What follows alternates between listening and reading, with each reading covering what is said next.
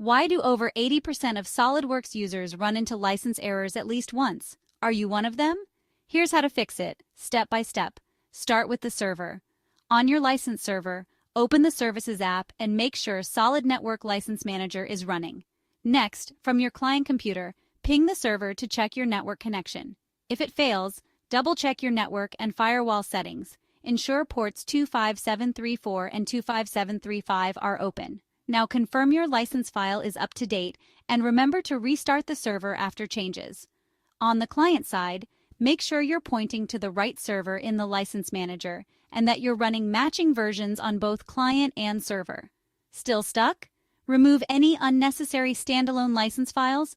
Try running SOLIDWORKS as an administrator and check for borrowed licenses. If nothing works, contact your system admin or SOLIDWORKS support. Quick recap: check your server, network, license setup, and version compatibility. Most license issues disappear with these steps.